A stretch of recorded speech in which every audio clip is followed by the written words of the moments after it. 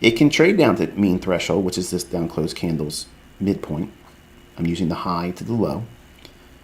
It can touch that with the wick, maybe even go just through it a little bit, but the bodies, if a body trades through that and starts a new candle, to me, that's indicating heaviness. Heaviness is when the market's likely to continue going lower. We don't have that yet. We're still inside of a small range, which is exactly what we were expecting anyway, because why? We had that big movement overnight. All the excitement, all the movement was overnight. So now everybody's arm wrestling, trying to figure out what it's going to do next. And this is where people get chopped up, you get beat up, you get frustrated because it's not moving the way you want it to move. You want to see a big move go one way or the other. You don't care. You just want to see movement as a trader.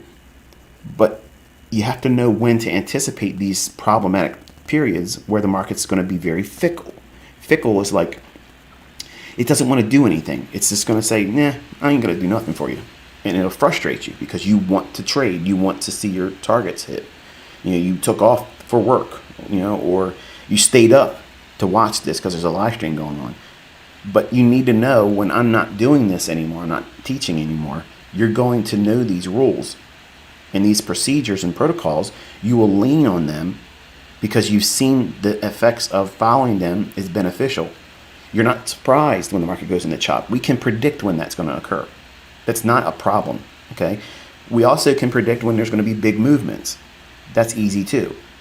The hard part is, for me as an educator, is to teach you, number one, be patient going through these lessons, because you don't understand how much you're learning right now. You really don't.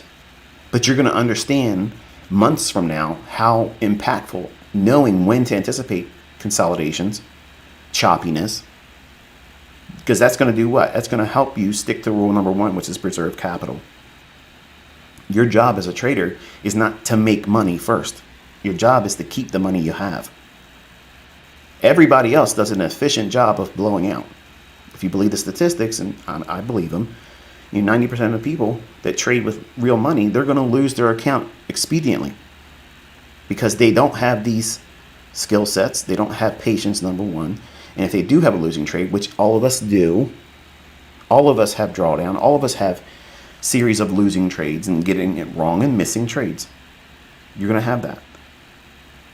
But the retail trader, and 99.999% of every educator out there does not teach when not to trade.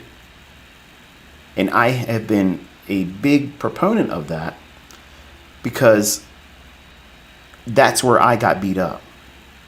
When the markets are moving, I have tools that could get me in there in stunning fashion and hold for amazing point or pip hauls